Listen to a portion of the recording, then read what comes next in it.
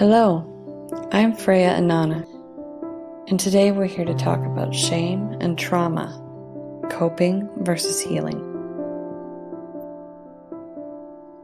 As we move through life, we all experience shame and trauma at some level.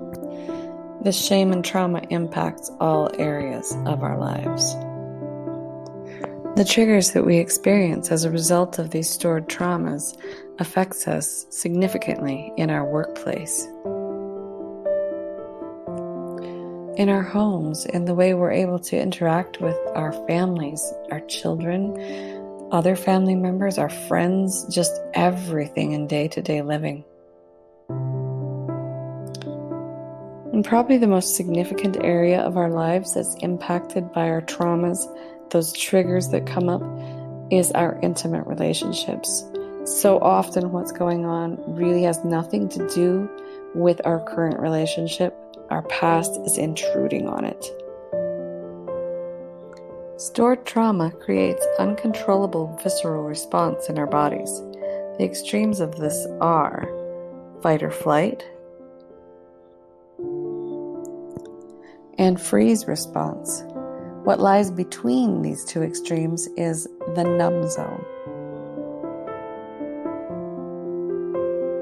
The numb zone is that window of tolerance between the two extremes where people are focused on avoiding their triggers and just essentially walking on eggshells all around their life, and so is everyone else around them.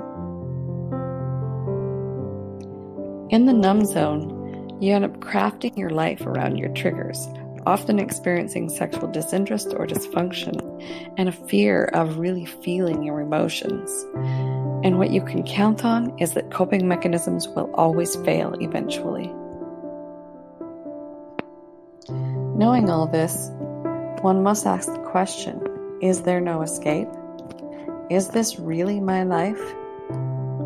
I say no, this is not acceptable. No, we were not meant to live our lives trapped between trauma responses. The only reason we even tolerate this is because we have been fed a lie. The lie we've been fed is simple, widespread, and insidious. It's that stored trauma is permanent, and that healing consists of learning to live with it. We're sold coping mechanisms as a form of healing, and in reality, coping mechanisms alone leave us trapped and hopeless. Coping mechanisms are many and can include addiction, medications, denial or avoidance, obsession, and distraction. Some people are even able to use their trauma as a fuel source to drive their success, only to discover that trauma as a fuel source is not a sustainable strategy for lasting success. They either end up failing in their business or crashing in their personal lives. The truth is, stored trauma can be healed, and by this I mean released from the body permanently.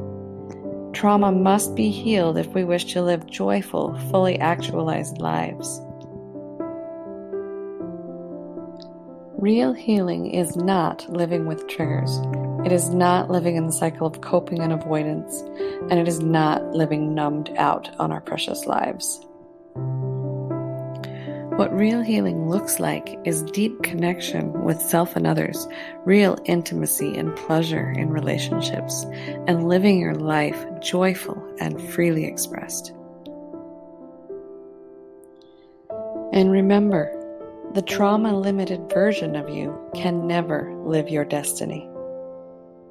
If you are done being in that cycle of triggers, re-traumatization, coping, avoidance, and numbness, it's time to step out of that illusion that the healing is not possible.